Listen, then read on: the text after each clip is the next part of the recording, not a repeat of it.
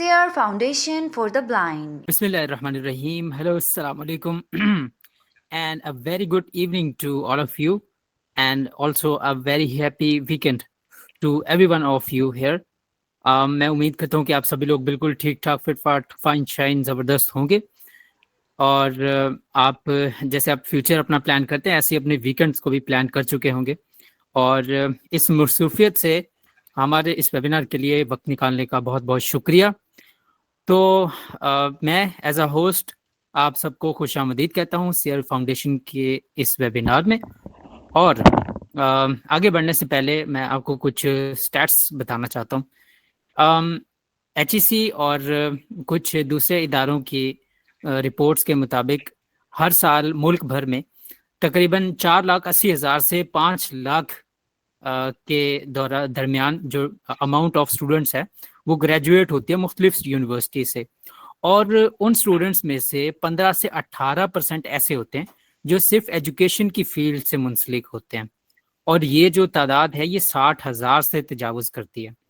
तो 60,000 से ज़्यादा तलबा व तालिबात जो कि सिर्फ एजुकेशन फील्ड में ग्रेजुएट करते हैं, अपनी डिग्रीज हासिल करते हैं। तो अब एक सीट है तो उस पर अप्लाई करने वाले होंगे तकरीबन 4 से 500, या अगर 50 सीट्स हैं तो उस पर 10 से 15,000 लोग अप्लाई करने वाले होंगे।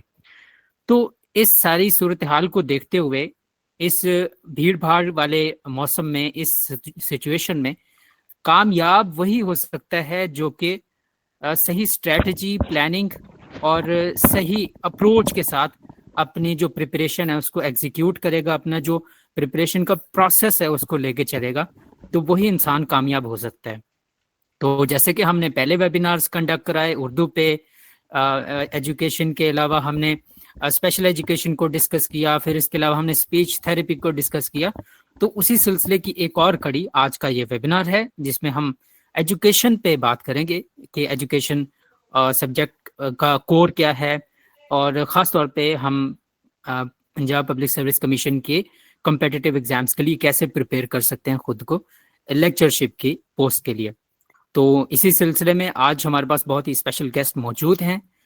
इनका नाम है मिस अमारा चौधरी, और इनकी जो जर्नी है वो खुद एक इंस्पिरेशनल जर्नी है बजाते खुद, क्योंकि इन्होंने सिर्फ 4th क्लास में ही कुरान मजीद हिफ्ज़ करने की सआदत हासिल की, और उसके बाद इन्होंने जो अपना intermediate and BS in special in education है ये Lahore college university for women से कंप्लीट किया। और मज़े की बात यह है 2022 में PPSC के थ्रू आने वाली जो सीट्स थी इन्होंने 2 सीट्स पे अप्लाई किया, और दोनों पे ही ये पहली दफ़ा में ही कामयाब रही। तो दोनों सीट्स पे सिलेक्ट होने के बाद ऑफ कोर्स इनके पास चॉइस थी, और इन्होंने अपनी जो फील्ड है एजुकेशन की फील्ड उसी का इंतखाब किया, और 2023 से ये अपने आबाई शहर सियालकोट में as a lecturer of education serve कर रही हैं। So again very warm welcome miss Amara Chaudhary इस CR foundation for the blind के प्लेटफॉर्म पे, and please welcome miss Amara Chaudhary on mic, जो कि हमें लेक्चरशिप के हवाले से एजुकेशन के फील्ड में जो भी टिप्स एंड ट्रिक्स हैं, जो भी उनके तजर्बात एक्सपीरियंसेस रहे हैं वो हमारे साथ शेयर करेंगी। Miss Amara Chaudhary please.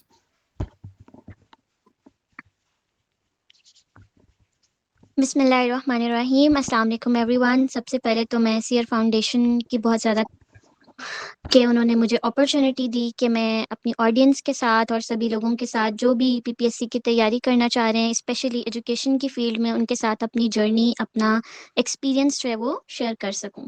So thank you once again for the entire team. Okay, अब अगर मैं बात करूं, सबसे पहले इंट्रोडक्शन तो मेरा ऑलरेडी हो चुका है, तो हम स्टार्ट अपने टॉपिक के ऊपर। तो टॉपिक पे स्टार्ट करूंगी मैं, आपको स्टेप जिस तरह से मैंने तैयारी की मैं उसी तरह से आप लोगों के साथ भी अपना एक्सपीरियंस और सब चीज़ें शेयर करूंगी।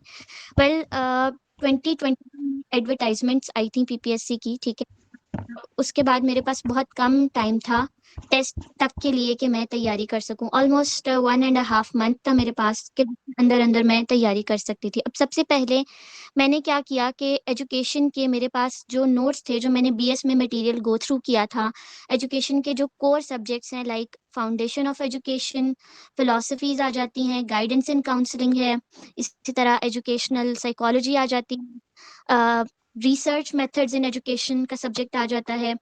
फिर इसी तरह कोर में हमारे पास जो है वो फिलॉसफी आ जाती है। फिलॉसफी एक इम्पॉर्टेंट चीज़ है। करिकुलम है, ये सब चीज़ें इम्पॉर्टेंट हैं एजुकेशन में। और साथ ही साथ जो है वो मैंने उनको शुरू किया। तो लेकिन मुझे ये लगा कि अगर मैं इस तरह से तैयारी करूँगी तो मेरे लिए बहुत मुश्किल हो जाएगा और मैं इसको मैनेज नहीं कर पाऊँगी और बहुत सारी चीज़ें शायद मैं मिस भी कर दूँ। फिर साथ ही साथ मैंने क्या किया, डिफरेंट यूट्यूब चैनल्स पे सर्चिंग वगैरह करना शुरू की, गूगल पे सर्च करना शुरू किया। ऑनलाइन मुझे जहाँ से भी कोई मटीरियल मिलता था मैं उसको भी साथ-साथ देखती जाती थी। त मगर मुझे ये लग रहा था कि अभी भी मेरी तैयारी उस तरह से एक ट्रैक पे नहीं है जिस तरह से होना चाहिए। सो उसके लिए मुझे यूट्यूब पे जब मैंने सर्च किया डिफरेंट चैनल्स मिले जो कि डिफरेंट टीचर्स थे जो कि ऑलरेडी एजुकेशन के सब्जेक्ट में जो है वो पढ़ा रहे थे, असिस्टेंट प्रोफेसर्स हैं या लेक्चरर्स हैं, वो ऑलरेडी सर्व कर रहे थे फील्ड में। तो उनके कुछ ऑनलाइन सेशंस थे जो कि वो कंडक्ट करवा रहे थे। मैंने उन लोगों से राब्ता किया और कुछ मैंने सेशंस ज्वाइन किए, ठीक है? और उन सेशंस में ये होता है हमारे लिए फ़ायदा कि वो आपको एक प्रॉपर तरीके से तैयारी करवाते हैं। एक इस तरह से तैयारी करते हैं कि आपके जितने भी कोर्स हैं, सबसे पहले वो उनके ऊपर फ़ोकस करते हैं। फॉर एग्ज़ाम्पल एक कोर है करिकुलम डेवलपमेंट, सबसे पहले वो उसको पकड़ लिया फॉर एग्ज़ाम्पल, उसके ऊपर आपको 2-3 सेशंस दिए, ठीक है? और उसके बाद जब वो कंप्लीट हो गया, तो उसके ऊपर आपके टेस्ट वगैरह कंडक्ट करवाए। प्रॉपर आपके टेस्ट होते हैं, वीकेंड्स पे भी टेस्ट हो गए। 1 चैप्टर कंप्लीट करवाया, टेस्ट दिया, 2 चैप्टर्स कंप्लीट करवाए, दोनों का इकट्ठा टेस्ट लिया, 3 करवाए, तीनों का इकट्ठा टेस्ट लिया, ठीक है? इस तरह से उन्होंने प्रॉपर जो है वो तैयारी करवाई थी। तो वो मैंने सबसे पहले किया। उसके बाद जो है जब मैंने वो किया साथ-साथ मैं वो लोग ऑडियो में लेक्चर्स भी शेयर करते थे, पीडीएफ में मटीरियल्स भी शेयर करते थे, साथ ही साथ मैं डिफरेंट यूट्यूब चैनल्स को भी एक्सेस कर रही थी। साथ-साथ गूगल से भी मैं जो-जो मटीरियल देख रही थी, उस सब चीज़ों को कंबाइन करके जो है वो मैं तैयारी किया करती थी सेशन की। अच्छा, उसके बाद मेरा पेपर हुआ, तो जब पेपर हुआ तो मतलब मुझे लग रहा था कि चलें ठीक है, अब अगर हो गया है तो अब देखते हैं, अगर इंटरव्यू की तैयारी करना ज़रूरी है, कर ही लेते हैं, क्या पता सिलेक्शन हो जाए। ख़ैर उसके बाद फिर मैंने दोबारा से वही सेशंस जिन लोगों से मैंने ऑलरेडी सेशंस लिए थे, दोबारा से मैंने वो सेशंस जॉइन किए और सेशंस जॉइन करके फिर मैंने इंटरव्यू की तैयारी करना स्टार्ट की और इस तरह से मैंने इंटरव्यू की भी तैयारी उन्हीं सेशंस के थ्रू कर ली। अच्छा, इसमें कुछ इम्पोर्टेंट चीज़ें हैं जो मैं यहाँ पे बताना चाहूँगी। कुछ रिसोर्सेज़ लाइक कुछ बुक्स हैं, एजुकेशन के सब्जेक्ट से रेलेवेंट पर्टिकुलर बुक्स हैं, जैसे कि एक कारवान वालों की बुक आती है एजुकेशन लेक्चरर एजुकेशन की तैयारी के लिए, ठीक है? वो भी आप ले सकते हैं, उसमें भी आपको एजुकेशन से relevant past papers, model papers और जितने भी एजुकेशन के एमसीक्यूज़ हैं, वो सब के सब आपको मिलेंगे। इसी तरह डोगर्स एंड यूनिक वालों की एक बुक आती है, वो भी आप एक्सेस कर सकते हैं, उससे भी आपको काफ़ी सारा मटीरियल देखने को मिलेगा। लेकिन जो पर्टिकुलर बुक्स मुझे पर्सनली बहुत ज़्यादा अच्छी लगी और जो मैंने खुद यूज़ की हैं, उनमें एक सबसे पहले है क्वालिफाइड एमएड, ठीक है? एक तो ये बुक है। ऑथर का नाम मुझे एग्ज़ैक्टली अब याद नहीं है, I think Parvez Ahmed something नाम है। इसी तरह एक बुक है क्वालिफाइड बीएड, ठीक है? ये बुक भी बहुत ज़बरदस्त है और इसमें भी आपको जितने भी एजुकेशन के कोर सब्जेक्ट्स हैं, जो बीएड, एमएड का जितना मटीरियल है, वो सब चीज़ें आपको इनमें मिलेंगी, ठीक है? इसमें प्रॉपर एमसीक्यूज़ होंगे, उनके साथ आंसर्स होंगे और कुछ बुक्स ऐसी भी होती हैं कि जिनमें अलहदा से आपको सब्जेक्टिव मटीरियल भी मिल जाता है। फिर इसी तरह एक और बुक है ज़ोन ऑफ एजुकेशन, जो कि इस वक़्त एजुकेशन सब्जेक्ट की प्रिपरेशन के लिए बेस्ट बुक कंसिडर की जाती है, जिसमें आपको सब्जेक्टिव मटीरियल भी मिलता है पूरा, ठीक है? फॉर एग्ज़ाम्पल एक कोर है करिकुलम डेवलपमेंट, उसका आपको पहले पूरा सब्जेक्टिव मटीरियल मिलेगा, उसकी हर थ्योरी, हर इम्पोर्टेंट जो एस्पेक्ट है, इम्पोर्टेंट डेफिनिशंस, हर चीज़ को एक्सप्लेन किया गया है प्रॉपर्ली। और उसके बाद जो है अम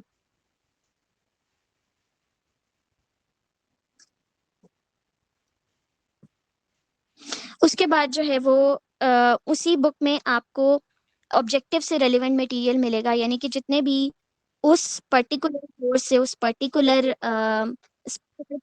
सब्जेक्ट करिकुलम डेवलपमेंट से रेलिवेंट एमसीक्यूज होंगे, वो सभी आपको उस बुक में मिलेंगे विद प्रॉपर आंसर्स, एक्यूरेट और ऑथेंटिक आंसर्स भी उसमें मौजूद होंगे, ठीक है। फिर उसके बाद आपको उस बुक में जितने भी अब तक लेक्चरर एजुकेशन के पेपर्स कंडक्ट हुए हैं, ठीक है, वो सब के सब आपको पास्ट पेपर्स की फॉर्म में या मॉडल पेपर्स की फॉर्म में वो सब भी वहाँ मिलेंगे, जिसमें आपको जितने भी क्वेश्चंस आए होंगे पेपर में वो सब के सब आपको वहाँ पे देखने को मिलेंगे, ठीक है। वो बुक सबसे बेस्ट बुक कंसिडर की जाती है in the field of education, लेकिन उस बुक का एक प्रॉब्लम ये है कि वो बुक सॉफ्ट फॉर्म में अवेलेबल नहीं है।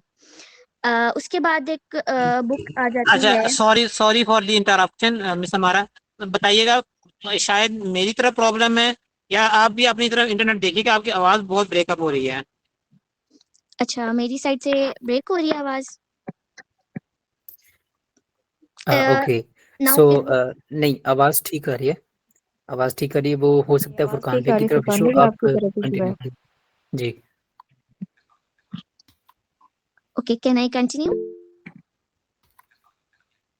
Yes of course.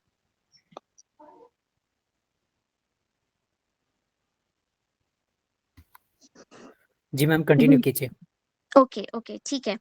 इसके अलावा अच्छा, कुछ यूट्यूब चैनल्स हैं जिनको मैंने एक्सेस किया था अपनी लेक्चर एजुकेशन की प्रिपरेशन के लिए। मैं आपको उनके जो है वो बता देती हूँ लिंक्स, या उनके नेम्स अभी मैं बता देती हूँ। एक था एजुकेशन विद जिया, ठीक है, जो कि एजुकेशन की ही एक लेक्चरर हैं।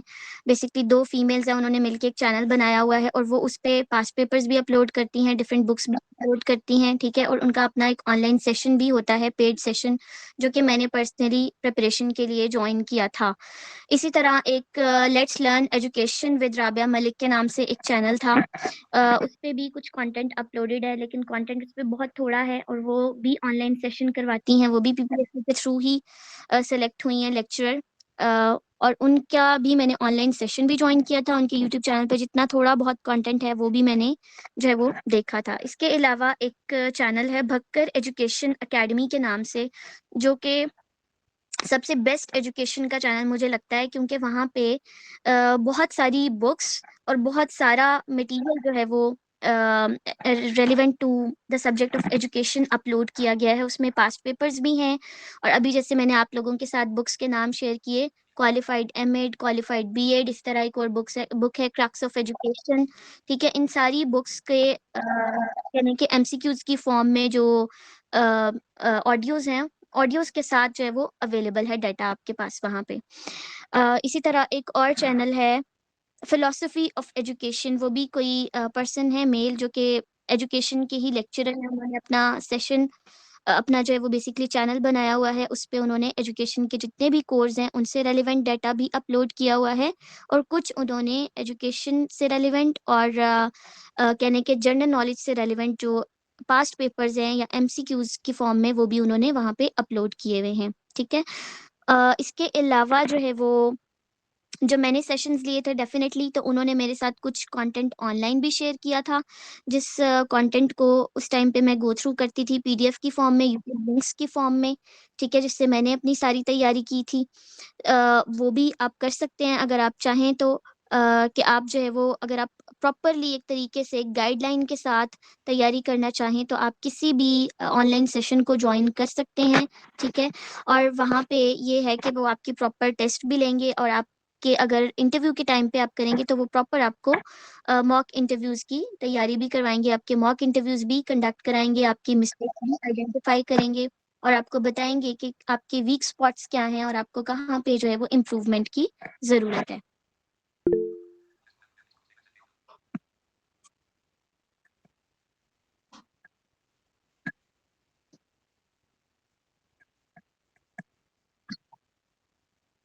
ओके, उसके बाद अगर मैं इंटरव्यू की बात करूँ, तो इंटरव्यू का भी जैसे मैंने बताया कि जब टेस्ट हुआ था, उसके कुछ अरसा बाद मैंने इंटरव्यू की तैयारी करना शुरू कर दी थी और इंटरव्यू के लिए भी मैंने जैसे अभी आपको सेशंस का भी बताया, तो मैंने इसी तरह के सेशंस जॉइन किए थे, ठीक है? अब एमसी जब आप टेस्ट की तैयारी करते हैं, तो उसके लिए ये होता है कि आप ऑब्जेक्टिव मटीरियल को ज़्यादा गो थ्रू करते हैं और आप ऑब्जेक्टिव मटीरियल पे ही ज़्यादा फोकस करते हैं। आप सब्जेक्टिव मटीरियल को इतना गो थ्रू नहीं कर रहे होते, ठीक है? सिर्फ आप ऑब्जेक्टिव की फॉर्म में ही ज़्यादा स्टडी कर रहे होते हैं। लेकिन जब आपने इंटरव्यू की प्रिपरेशन करनी है, तो definitely you need to be more subjective, क्योंकि आपको उसके लिए जो है वो बहुत डिटेल्ड और बहुत इन डेप्थ स्टडी की ज़रूरत होती है। हर चीज़ की आपको कॉन्सेप्चुअल क्लैरिटी चाहिए होती है और आपके कॉन्सेप्ट्स जो हैं वो उसके लिए बहुत ज़्यादा क्लियर होने चाहिए। तो फिर उसके लिए ये था कि उसके लिए भी मैंने सेशंस जो हैं वो डिफरेंट जॉइन कर लिए थे और उसमें भी यही होता था कि वो लोग लेक्चर ऑडियो की फॉर्म में पीडीएफ साथ जो है वो शेयर किया करते थे, ठीक है? और जब वो शेयर करते थे तो फिर डेफ़िनेटली हम उसको गो थ्रू करते थे। फिर जब हम नेक्स्ट डे क्लास में जाते थे, तो हमारी जो टीचर होती थी वो हमसे उससे रेलेवेंट क्वेश्चनिंग करती थी। जो हमने प्रीवियस डे में मटीरियल गो थ्रू किया, उससे रेलेवेंट हमसे क्वेश्चनिंग होती थी। प्रॉपर हमारे वीक एरियाज़ को प्रॉपर्ली आइडेंटिफ़ाई किया जाता था। फिर इसी तरह फॉर एग्जांपल अगर एक कोर कंप्लीट हो गया करिकुलम डेवलपमेंट का, फिर नेक्स्ट कोर फिलॉसफी आ गया, फिर फिलॉसफी पे डिस्कशन होती थी, उससे रिलेवेंट सारा मटेरियल शेयर किया जाता था। इसी तरह जब हम पूरा मटेरियल गो थ्रू कर लेते थे तमाम कोर्स का, तो उनका एक प्रॉपर कह लें कि मॉक कंडक्ट होता था, जैसे कि आप प्रॉपर एक इंटरव्यू दे रहे हैं, उस तरह से एक मॉक कंडक्ट होता था। साथ-साथ जो है वो हमें जनरल नॉलेज की भी थोड़ी बहुत प्रिपरेशन उसी में करवाई जाती थी, लेकिन जनरल नॉलेज की जो प्रिपरेशन होती थी मोस्टली वो मैंने जो है वो खुद ही की थी, ठीक है? उसमें ज़्यादा जो तैयारी थी जनरल नॉलेज की वो नहीं करवाई जाती थी, वो सब्जेक्ट स्पेसिफिक ही ज़्यादा तैयारी करवाते थे वहाँ के टीचर्स जो हैं। सो इस तरह से मैंने अपनी कंप्लीट जो है वो प्रिपरेशन की थी।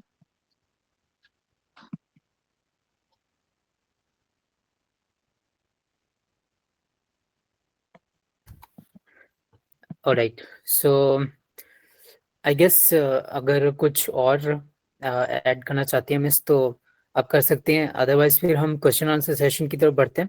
और दूसरी चीज़ ये कि लोगों की अक्सर स्टूडेंट्स ये डिमांड करते हैं कि हमें रिसोर्सेज मिल जाएं तो अच्छा होगा, तो आप काइंडली वेबिनार के बाद रिसोर्सेज प्रोवाइड कर दीजिएगा सीआरएफ फाउंडेशन की टीम को, ताकि हम जो है वो कैंडिडेट्स को ग्रुप में ये जो रिसोर्सेज हैं जो आपके पास अवेलेबल उनको सर्कुलेट कर दें, मीन्स कि यूट्यूब चैनल वगैरह और कुछ इम्पोर्टेंट और प्लेटफॉर्म्स जो आप जानती हैं। अच्छा ठीक है, कुछ रिसोर्सेज़ तो ऐसे हैं जो कि मैं इंशाल्लाह आपके साथ शेयर कर दूँगी, ठीक है? जैसे यूट्यूब चैनल्स वगैरह जिनसे मैंने लिया था। कुछ रिसोर्सेज़ अभी ख़ैर मेरे पास नहीं भी हैं, लेकिन जो मेरे पास अवेलेबल हैं अभी फ़िलहाल वो इंशाल्लाह मैं ज़रूर शेयर कर दूँगी। लेकिन एक चीज़ मैं यहाँ पे शेयर करना चाहूँगी कि बीइंग अ विज़ुअली इम्पेयर्ड जो है मुझे जब मैंने तैयारी की थी तो मुझे बहुत ज़्यादा प्रॉब्लम फ़ेस करना पड़ा था इन अ सेंस कि जब भी मैं कोई सेशन जॉइन करती थी, तो पहले स्टार्टिंग में तो मैंने 1-2 सेशंस में ऑफ कोर्स नहीं बताया था कि मैं विज़ुअली इम्पेयर्ड हूँ। तो जब वो नोट्स शेयर करते थे, ठीक है? ऑडियोज़ तो ठीक है, जब वो शेयर करते थे तो वो ड्राइव का लिंक होता था, वो डायरेक्टली ड्राइव से ओपन हो जाता था, उसको मैं सुन लेती थी। लेकिन जब वो पीडीएफ में मटीरियल शेयर करते थे, तो वो मटीरियल बहुत इनएक्सेसिबल मटीरियल होता था। मतलब वो कंपोज़्ड फॉर्म में या उस तरह जैसे अब हम डिफरेंट ऐप्स के थ्रू एक्सेस कर लेते हैं, तो ईज़िली हम उसको कर सकते हैं, जैसे इंस्टा रीडर है या और बहुत सारी ऐप्स हैं। लेकिन वो इतना इनएक्सेसिबल मटीरियल होता था कि उसको एक्सेस करना भी बहुत मुश्किल हो जाता था। तो फिर समटाइम्स मैं उस मटीरियल को या तो किसी से रिक्वेस्ट करके रिकॉर्ड करवाती थी या फिर ये होता था जो ऑडियो वाला मटीरियल होता था, मैं उसी को बार-बार सुन के याद करने की कोशिश करती थी या उसी को कंप्यूटर पे या लैपटॉप पे जो है वो टाइप कर लिया करती थी। तो ये एक चीज़ मुझे लगता है कि जब जो लोग ऑनलाइन सेशंस कंडक्ट करते हैं, मेक श्योर उनको करना चाहिए। इसी तरह जैसे मैंने अभी एक बुक की बात की ज़ोन ऑफ एजुकेशन, ठीक है? जो कि एजुकेशन के लिहाज़ से काफ़ी अच्छी बुक समझी जाती है। तो उनका भी जब मैंने सेशन जॉइन किया ऑनलाइन पेड सेशन था ऑल्दो, ठीक है? उनके लेक्चर्स बहुत लेंथी लेक्चर्स वो लोग अपलोड करते थे यूट्यूब चैनल पे। ऑल्दो मैं लेक्चर्स सुनती भी थी, लेकिन इतने वो लेंथी एक फ़र्ज़ करें अगर एक कोर है तो उसके लेक्चर ऑलमोस्ट 5 से 6 घंटे के होते थे, जो कि सुनना तो चले, सुन तो आप लेते हो, लेकिन उनको याद रखना बहुत मुश्किल हो जाता था, या उसको उसी पर्टिकुलर टाइम के अंदर, स्पेसिफिक टाइम के अंदर टाइप करना was very difficult for me. फिर उसके बाद वो भी जो अपने नोट्स शेयर करते थे, वो भी बड़े इनएक्सेसिबल फ़ॉर्म में नोट्स होते थे कि उनको पढ़ना या उनको रीड आउट करना मेरे लिए बहुत मुश्किल होता था। तो उस बुक के जो ऑथर थे बेसिकली वो खुद ही ये सेशन कंडक्ट करवा रहे थे, और मैंने उनसे जो है वो पर्सनली रिक्वेस्ट की कि अगर आपके पास बुक पीडीएफ फॉर्म में, सॉफ्ट फॉर्म में, किसी तरह से कंपोज़्ड फॉर्म में अवेलेबल है, तो आप हमें ये बुक जो है वो शेयर कर दें मुझे, ताकि मैं जो है वो इसको कर सकूँ। मैं आपको पेमेंट कर दूँगी बुक की, बट उन्होंने कहा कि नहीं, हम इस तरह से बुक जो है वो शेयर नहीं कर सकते। ख़ैर मैंने उनसे काफ़ी रिक्वेस्ट वग़ैरह की, अपना इश्यू भी बताया, बट उन्होंने नहीं शेयर किया। तो उसका फिर मैंने ये सॉल्यूशन निकाला कि वो बुक मैंने उनसे मँगवाई ऑनलाइन, ठीक है? और उसके बाद फिर उस टाइम पे चूँकि मेरी कोई साइटेड फ्रेंड ऐसी नहीं थी जो मेरे साथ प्रिपरेशन कर रही हो, ठीक है? तो फिर मुझे ये था कि मैं उस बुक को मँगवाऊँ, कुछ मैं थोड़ा बहुत मटीरियल जो है वो अपनी फैमिली सिबलिंग्स वगैरह से पढ़वा लेती थी, लेकिन वो चूँकि बहुत लेंथी बुक थी, उसको ओवरऑल पढ़ना भी मुश्किल था। ख़ैर मैंने वो स्कैन करवाई कहीं से प्रॉपर्ली और उसकी फ़ॉर्मेटिंग भी करवाई, लेकिन उसके बावजूद अभी भी वो बुक जो है वो कंप्लीटली एक्सेसिबल फ़ॉर्मेट में मेरे पास अवेलेबल नहीं है। तो ये कुछ इश्यूज़ हैं जो मुझे बहुत ज़्यादा अपनी प्रिपरेशन के टाइम पे फ़ेस करने पड़े थे। कुछ लोग जो है वो जो जब नोट्स शेयर करते हैं तो वो सही तरीके से कर देते हैं, डेफ़िनेटली फिर आप उनको एक्सेस भी कर सकते हो। लेकिन ये एक प्रॉब्लम था जो मैं शेयर करना चाह रही हूँ कि ये चीज़ मुझे बहुत ज़्यादा फ़ेस करनी पड़ी। Right. Of course, there is solution for every problem. So, ma'am आप बुक्स भी ज़रूर मेंशन कीजिएगा, बुक्स के नेम्स एटलीस्ट, जो कि जिनसे आपने इस्तिफ़ादा हासिल किया, जो आपने मेंशन किया अपने लेक्चर में। अच्छा, कैंडिडेट्स जिन्होंने ज्वाइन किया है, उनकी तरफ बढ़ने से पहले, उनके क्वेश्चंस लेने से पहले मेरा आपसे ये क्वेश्चन है कि जब खास तौर पे टेस्ट और आमतौर पे इंटरव्यू के लिए प्रिपेयर कर रहे होते, तो क्या हमें सब्जेक्टिव पढ़ना चाहिए या एमसीक्यूज फॉर्म में डाटा पढ़ना चाहिए? कौन सा सही रहता है, या फिर ये पर्सन टू पर्सन वेरी करता है? ये पर्सन टू पर्सन वेरी करता है, मुझे लगता है, क्योंकि हर किसी का एक अपना अंडरस्टैंडिंग का तरीका होता है। कोई समटाइम्स ये होता है कि आप ऑब्जेक्टिव को पढ़ के ज़्यादा जल्दी चीज़ों को अंडरस्टैंड कर सकते हो, और समटाइम्स ये होता है आप सब्जेक्टिव को पढ़ के ज़्यादा जल्दी चीज़ों को अंडरस्टैंड करते हो। फिर टाइम भी डिपेंड करता है आपके पास कितना है, कि आपके पास इतना टाइम है कि आप सब सब्जेक्टिव चीज़ों को भी गो थ्रू कर सकते हो, या सिर्फ आप ऑब्जेक्टिव पे ही फोकस कर सकते हो। अब जैसे मैं अपना बताऊं कि मैंने जब उसके लिए तैयारी की थी टेस्ट के लिए, तो मैंने उस टाइम पे ज़्यादा ऑब्जेक्टिव पे ही फ़ोकस किया था, ठीक है? उसमें ज़ाहिर है साथ-साथ ऑडियोज़ भी वो शेयर कर दिया करते थे, जिसमें वो सारी डिटेल्स वग़ैरह होती थी, तो चीज़ों का काफ़ी आइडिया हो गया था मुझे।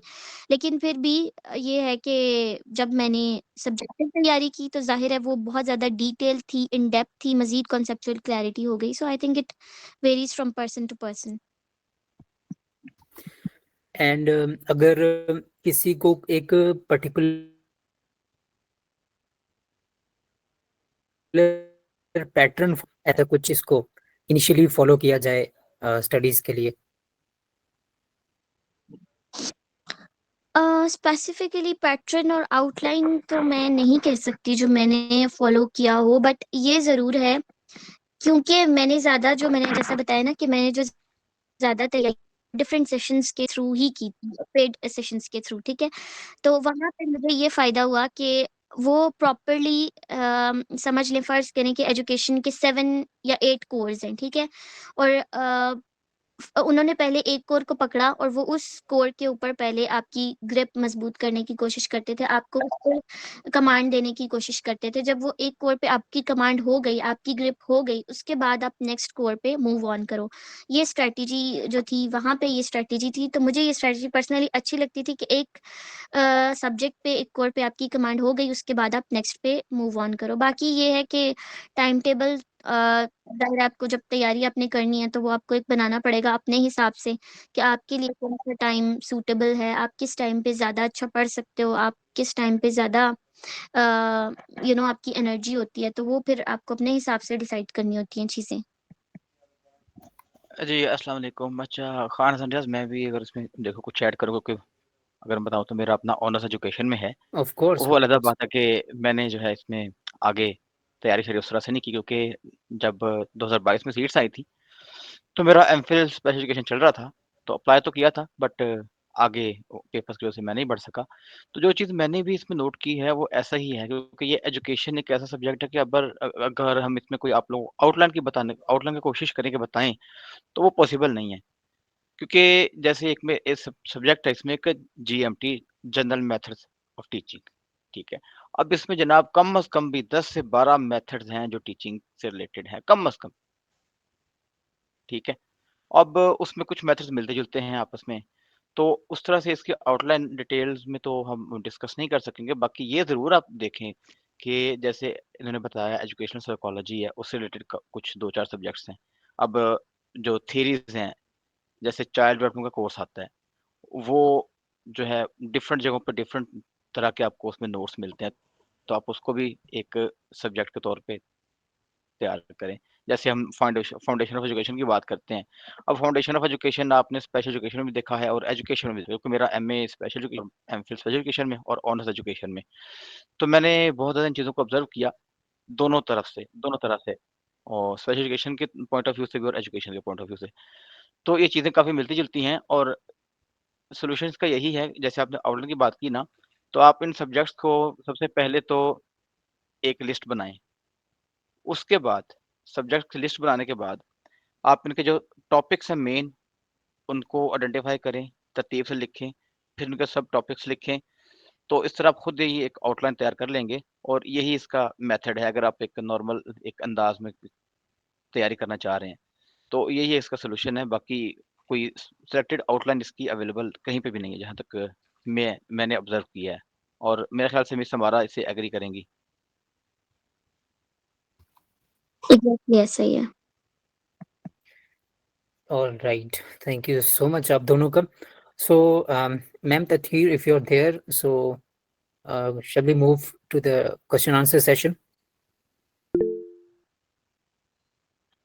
अच्छा, पहले कि हम अपने सिर्फ इस चीज में एलेबोरेशन चाहूंगा कि अगर आप हमें थोड़ा सा गाइड करेंगे कि किस तरीके से जो आप मतलब ड्रेसअप होते हैं इंटरव्यू में, किस तरह एक ब्रांड को ड्रेसअप होना चाहिए, आपके टिप्स क्या हैं, और उस दौरान ब्रांड का कैसा एक्सपीरियंस होता है, और किस तरीके से आपको यानी जो इंटरव्यू पैनल है उसके सामने जाना चाहिए, तो इसके ऊपर थोड़ी सी मजीद अगर आप गाइड कर दें.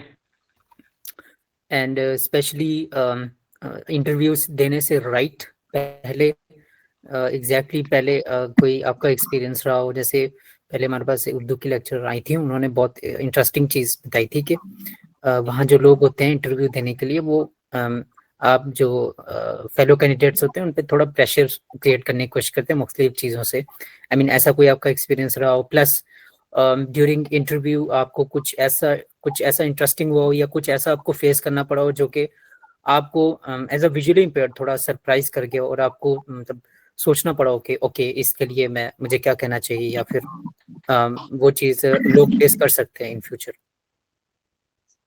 ओके, सबसे पहले तो इंटरव्यू के लिए ड्रेसअप होने की जो बात है, तो ड्रेसिंग जो है वो आपकी डिसेंट होनी चाहिए, ठीक है. मतलब बहुत ज़्यादा जिसको कहते हैं ना फैंसी या बहुत ओवर उस तरह की पावरिंग किस्म की आपकी ड्रेसिंग ना हो, ठीक है. बहुत नॉर्मल, फॉर्मल, कैजुअल कह सकते हैं, ये प्रोफेशनल काइंड ऑफ ड्रेसिंग हो, ठीक है. और उसमें ये चीज़ है कि आप साथ ये है कि ड्रेसिंग की जैसे आपने बात की, तो फिर ड्रेसिंग के साथ आपके मतलब आपके शूज़ या आप जो भी पहन रहे हैं वो भी ऑफ कोर्स कंफर्टेबल हो, ठीक है, जिससे आप इजीली चल सकें, आपको कोई प्रॉब्लम ना हो. उसके बाद अगर हम बात करें वहाँ पे इंटरव्यू के टाइम पे जाके, वहाँ पे तो खैर मेरे साथ ऐसा कोई एक्सपीरियंस नहीं हुआ जो मैं शेयर कर सकूं, लेकिन जब मैं गई थी तो मेरे साथ उस दिन टोटल 20 लोगों का, 20 कैंडिडेट्स का इंटरव्यू था. और वैसे मेरा जो नंबर था वो आई थिंक एंड पे था, लेकिन मुझे जो है वो उन्होंने तकरीबन 5th या 6th नंबर जो है वो अलॉट कर दिया था उस टाइम पे जाके. वैसे मेरा 19th नंबर था, लेकिन उन्होंने बाद में मेरा नंबर चेंज करके 6th या 5th कर दिया था. तो उस टाइम पे कन्फ्यूजन सबसे ज़्यादा ये थी कि मेरे साथ बहुत सारे लोग ऐसे थे, बहुत सारी गर्ल्स ऐसी थीं जो कि कोई तीसरी दफ़ा इंटरव्यू दे रही थी, कोई दूसरी दफ़ा दे रही थी, ठीक है? और मोस्टली ऐसी थी जो ऑलरेडी जॉबियंस थीं, जो प्रोफ़ेशनल लाइफ़ में थी, कोई जॉब स्कूल में करती हैं इस तरह से, और सबके जॉब एक्सपीरियंसेस भी थे। इवन मेरे साथ 2-3 गोल्ड मेडलिस्ट भी थीं। So I was so confused at that time कि मतलब ये तो गोल्ड मेडलिस्ट हैं, तो मेरा तो नहीं ख़्याल कि मेरा किसी भी सूरत सिलेक्शन होगा या इस तरह से कुछ होगा। तो वो एक मेरे लिए बड़ी कन्फ्यूज़िंग स्टेट थी। और फिर जो लोग इंटरव्यूज़ दे के बाहर आ रहे थे, अगर हम उनसे कुछ पूछने की कोशिश करते थे, तो वो फ़ौरन से मना कर दिया जाता था कि कैमराज़ लगे हुए हैं, आप नहीं पूछ सकते, ये सब चीज़ें। अच्छा, अगर इंटरव्यू के टाइम पे बात की जाए, तो ख़ैर ऐसा तो कोई बहुत डिफरेंट एक्सपीरियंस नहीं हुआ जो मैं शेयर कर सकूँ। लेकिन ये था कि एक क्वेश्चन उन्होंने मुझसे पूछा, इंटरव्यूअर जो थे, जो चेयरमैन थे उस टाइम पे, वो उसने मुझे काफ़ी कन्फ्यूज़ किया कि अब मैं इसका आंसर किस तरह से करूँ? उन्होंने मुझसे ये पूछा कि आप विजुअली इम्पेयर्ड हैं, और लेट्स सपोज़ अगर आप कॉलेज में पढ़ा रही हैं, आप इस वक़्त एक क्लास में हैं, ठीक है? और आपकी क्लास में स्टूडेंट अगर कोई मोबाइल फ़ोन यूज़ कर रही है, तो आप कैसे आइडेंटिफ़ाई करेंगी कि आपकी क्लास में मोबाइल फ़ोन यूज़ हो रहा है? क्योंकि आपको तो नज़र नहीं आता। How can you identify that? तो उस टाइम पे मैं बहुत ज़्यादा कन्फ्यूज़ हो गई थी और मुझे समझ नहीं आया एकदम से कि मैं क्या आंसर करूँ, लेकिन मैंने थोड़ा-सा पॉज़ लिया एंड देन आई सेड कि मैं अपने साथ 1 या 2 क्लास की जो रिस्पॉन्सिबल गर्ल्स हैं, उनको अटैच करूँगी और उसके बाद उनकी ये ड्यूटी लगाऊँगी कि क्लास में जो भी सस्पिशियस एक्टिविटी हो रही है, ये जो भी हो रहा है, आप मुझे इसके बारे में साथ-साथ इन्फॉर्म करें। तो उन्होंने कहा था कि हाँ, ये बात आपकी ठीक है, वी एग्री विद यू। उस पे उन्होंने ये रिस्पॉन्स किया था। तो ये एक चीज़ थी जिसने मुझे काफ़ी कन्फ्यूज़ कर दिया था उस टाइम पे।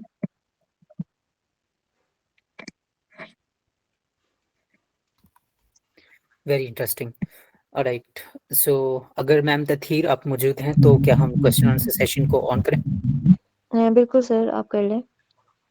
जिनके भी ऑलराइट क्वेश्चंस हैं गाइस, वो काइंडली अपना हैंड रेज़ कर दें। जी।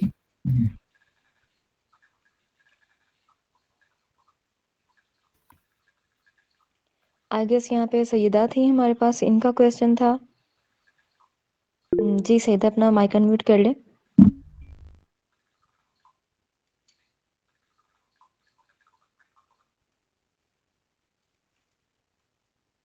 अस्सलाम वालेकुम, आई एम ऑडिबल? वालेकुम अस्सलाम, बिल्कुल। अच्छा, मेरा क्वेश्चन है डिफरेंट मैम हमारे से। मैम, जो आपने कंटेंट हमारे साथ शेयर मतलब किया, जिन चैनल्स को आपने बताया और डिफरेंट बुक्स बताई, वेल मैं भी एमफिल मैंने किया है एजुकेशन में। It's been 2 years, right? तो इन सब बुक्स को मैंने अच्छी तरह गो थ्रू किया, बहुत अच्छे तरीके से पढ़ा, 1-2 सेशन भी जॉइन किया। अपनी तरफ से मैंने फुल प्रिपरेशन लेक्चरशिप की हुई है, राइट? अब ना पिछले 6 या 7 माह से मैं इसको पढ़ नहीं रही, बिकॉज़ कोई उस तरह से मोटिवेशन नहीं आती। आप स्टडी तभी कंटिन्यू करते हो जब कोई मोटिवेशन होती है, अच्छी लेक्चरशिप की सीट्स आएँ। तो ऐसा कुछ भी नहीं फिलहाल हो रहा है, ठीक है? सम टाइम सीट्स आ भी जाती, लास्ट टाइम जैसे एफपीएससी में थी 2 सीट्स थी और इस तरह से बहुत कम-कम आ रही हैं, तो बहुत ज़्यादा ये डीमोटिवेशन हो रहा है और अब मुझे ऐसा लग रहा है कि जैसे एजुकेशन बहुत ही लाइक कोई यूज़लेस सी चीज़ थी मेरे लिए। तो अब आप क्या सजेशन देना देंगी कि मुझे इसको लाइक कंटिन्यू रखना चाहिए अपनी प्रिपरेशन को, या मुझे कोई जेनेरिक्स की तरफ मूव करना चाहिए? वेल फ़िज़ा, क्वेश्चन आपका ज़बरदस्त है। पहली बात तो ये है कि जेनेरिक्स की तरफ आप मूव करें, ठीक है, अच्छी बात है। आजकल बहुत सारे लोग जो है वो अपनी फ़ील्ड से हट के जो है वो डिफरेंट जॉब्स की तरफ जाते हैं, जीके की प्रिपरेशन करते हैं। डिफरेंट ये जॉब्स आती हैं, जैसे अभी पैरा फ़ोर्स की आई हैं, ठीक है, और डिफरेंट जॉब्स हैं, उनकी तरफ मूव करते हैं। लेकिन उसके लिए ये है कि आप अपने सब्जेक्ट से, मुझे लगता है कि इन टच रहना आपके लिए ज़रूरी है। वो उसकी वजह ये है कि क्योंकि आपकी डोमेन मेन यही है, आपकी फ़ील्ड यही है, तो आप अगर इस सब्जेक्ट से इन टच रहेंगी, तो आपके लिए इन फ्यूचर बेनिफिशियल रहेगा ये। हो सकता है कोई जॉब अपॉर्च्युनिटी ऐसी आ जाए कि जिसमें आपके लिए इंशाल्लाह कोई ना कोई सोर्स बन जाए कि आप अपनी जो है वो प्रिपरेशन आपकी काम आ जाए और आप कंटिन्यू कर सकें। जेनेरिक्स की तरफ ज़रूर मूव करें, अच्छी बात है, क्योंकि जब आपके सब्जेक्ट में फ़ील्ड में आपकी जॉब्स नहीं आती, तो बहुत सारे लोग फिर जेनेरिक्स की तरफ ही मूव करते हैं, लेकिन अपने सब्जेक्ट से इन टच ज़रूर रहना चाहिए आपको। ठीक है। अच्छा मैम, आपको क्या लगता है इन फ्यूचर कोई चांसेस है, बिकॉज़ आप खुद भी एक्सपर्ट हैं माशाल्लाह, जॉब भी कर रही हैं एक्सपीरियंस लोगों के साथ में। वेल मेरा सीएर के बाकी जो है एक्सपर्ट मेंबर्स हैं, उनसे भी यही क्वेश्चन है कि इन फ्यूचर कोई ऐसा, क्योंकि अब सुनने में ये आ रहा है कि परमानेंट बेसिस पे जो लेक्चर्स की हायरिंग है वो मतलब वैसे ऑफिशियल तो कोई न्यूज़ नहीं कहा जा सकता जितना मैंने वेबसाइट को देखा, लेकिन जो हालात कंट्री के चल रहे हैं ऑल दैट कह रहे हैं कि अभी हायरिंग नहीं होगी, वो टेम्परेरी बेसिस पे जो इन्होंने सीन शुरू किया CTIs का और STIs का वही सीन होगा। तो इस सब में फिर आपको क्या लग रहा है कि कोई ऐसा सीन हो सकता है 17 या 16 स्केल पे जो लेक्चर्स का होता है?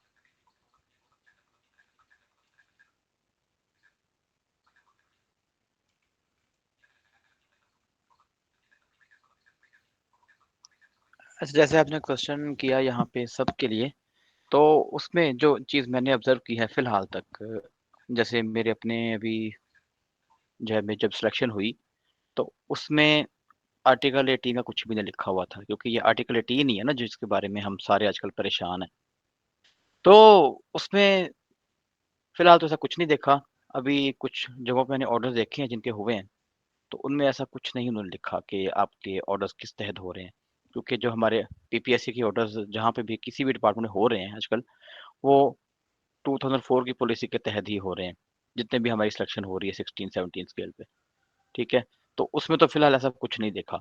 बाकी आने वाले वक़्तों में क्या होता है, वैसे मेरी तो राय यही होगी कि आप इसकी बजाय परेशान होने के बजाय ना फ़ोकस करें लर्निंग पे, और कभी भी सीट्स आएँ तो अप्लाई करें। क्योंकि गवर्नमेंट बदलती रहती है, पॉलिसीज़ चेंज होती रहती हैं, तो हम इस चीज़ को सोच के बैठ जाएँ कि अगर हम अप्लाई कर भी दें और जॉब हो भी जाए, जैसे मेरी जॉब फ़िलहाल कॉन्ट्रैक्ट पे है, 5 साल का कॉन्ट्रैक्ट है, मगर मैं जी। इसे नहीं छोड़ रहा। इसे करना है, इसीलिए करना है क्योंकि क्या पता कब पॉलिसी बदले और कुछ और हो जाए, कुछ अच्छा हो जाए हमारे लिए। और फिलहाल ये भी है कि अब कुछ लोग इस वजह से भी सरकारी जॉब अब नहीं करना चाह रहे कि पेंशन नहीं है, ऐसा ही है। क्योंकि बहुत सारे लोग जॉब सरकारी करते हैं कि चलो पेंशन मिलेगी, तो एंड पे ज़रा लाइफ अच्छी गुजर जाती है, टेंशनें कम रहती हैं। जब बंदा 60 प्लस हो जाता है, तो कोई और सोर्स तो होता नहीं है इनकम का हमारे पास, तो चलिए पेंशन मिलती रहती है, तो काम चलता रहता है। अब ये वाला इन्होंने ख़त्म कर दिया, तो इस वजह से भी कुछ लोग जो है वो डिप्रेशन में भी गए हैं, मैंने देखे हैं। कुछ लोग जॉब को छोड़ रहे हैं कि हम कोई बिजनेस कर लें। तो मेरा ख्याल है हमें साथ साथ जॉब करनी चाहिए और उसके साथ कोई ना कोई बिजनेस शुरू कर लेना चाहिए। तो इसलिए खुद को थोड़ा सा मोटिवेट करें। ठीक है, जब मैंने भी ऑनर्स कंप्लीट किया था, तो शुरू शुरू में लगा कि यार वसीम अकरम इसमें तो कुछ भी नहीं है, कोई जॉब्स नहीं है उस तरह से। खैर मैंने साथ और डिग्री स्टार्ट कर रखी थी, तो मेरी जॉब हो गई। तो इसलिए आपसे भी यही रिक्वेस्ट है, कोशिश करें, खुद को मोटिवेट करें और कुछ ना कुछ डेली बेसिस पे, चलिए ज़्यादा नहीं, थोड़ा बहुत ज़रूर पढ़ें। अब तो वैसे भी पॉलिसी आ गई है कि आपका जीके का तो जो है वो कंटेंट उस तरह से नहीं आता, कम ही आता है। और एक और मज़े की चीज़ हो गई है, एकेडमिक्स खत्म हो गई हैं। अगर कोई ऐसा मेंबर है यहाँ जिसने जॉइन किया है, जिसको ये टेंशन है कि उसका मैट्रिक और इंटर का रिजल्ट कुछ ज़्यादा अच्छा नहीं है, मार्क्स कम हैं, तो एकेडमिक्स जो है 26 से ख़त्म हो रहे हैं। तो इसीलिए आप लोग इस चीज़ से परेशान ना हों और तैयारी करें, और क्योंकि अब टेस्ट और इंटरव्यू के बेस पे ही आपकी सिलेक्शन होनी है सबकी। एकेडमिक्स तो बिल्कुल ख़त्म हो गए हैं। तो इसलिए इस चीज़ को भी छोड़ दें कि मैट्रिक में मार्क्स कम थे, इंटर में कम थे, या BS में CGPA थोड़ा नीचे आ गया है, तो ये टेंशन अब ख़त्म हो गई। लिहाज़ा तैयारी करें अच्छे से और कोशिश करें कहीं न कहीं एडजस्टमेंट करवाएँ। बाकी मिस समारा का क्या इसमें रिस्पॉन्स है, क्या राय है उनकी, वो दे दें? मैं आपकी बात से एग्री करूँगी और एक और चीज़ एफपीएससी में सीट्स आती हैं, पीपीएससी में आती हैं, बहुत सारे लोग ये सोच के अप्लाई नहीं करते कि सिर्फ़ 1 सीट है या सिर्फ़ 2 सीट है। ये कभी भी मत सोचें कि सिर्फ़ 1 सीट है या 2 सीट है, हो सकता है कि वो जो 2 सीट्स हैं उनमें से 1 आपकी हो। कभी भी ये सोच के जो है वो आप अपने आप को मतलब पीछे नहीं हटें कि भई 1 सीट है तो हमारी कैसे उसमें टर्न आएगी या हम कैसे सेलेक्ट होंगे, हमारा तो शायद मुश्किल ही है सेलेक्ट होना। Don't think so. ये वाली जो सोच है ना वो ख़त्म कर दें। आप अल्लाह ताला से दुआ करें, पॉज़िटिव रहें, अपनी तैयारी अच्छे से करें और हमेशा ये थिंकिंग रखें कि इंशाल्लाह जो एक सीट है हो सकता है कि वो अल्लाह ताला ने मेरे लिए ही रखी हो। जब आप ये अप्रोच रख के और ये थिंकिंग रख के इंशाल्लाह तैयारी करेंगे तो होपफुली कि ज़रूर अल्लाह ताला आपके लिए आसानी करेंगे।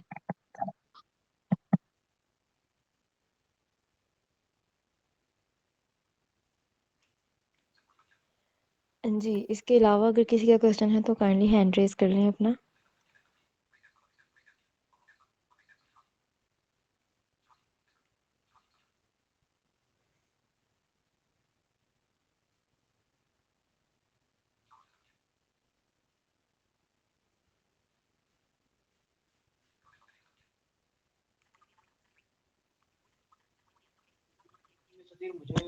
जहाँ तक मेरा ख्याल है, यहाँ पे बहुत सारे ऐसे स्टूडेंट्स हैं जिनका मेन सब्जेक्ट एजुकेशन है ही नहीं। क्योंकि ऊपर हमने क्वेश्चन देखे, एक आध क्वेश्चन आया था, वो भी यही था कि बस रिसोर्सेज शेयर कर दें। तो खैर देखते हैं। जी, हमारे पास क्वेश्चन है महविश का। जी महविश, अपना माइक अनम्यूट कर लें।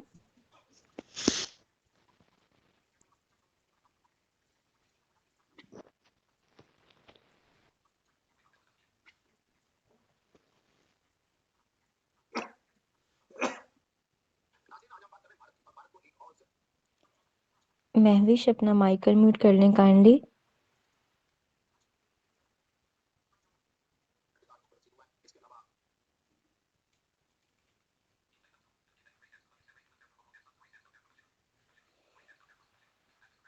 महविश की तरफ शायद कोई इशू आ रहा है, तब तक हम हमजा का क्वेश्चन ले लेते हैं। जी हमजा, अपना माइक अनम्यूट कीजिएगा।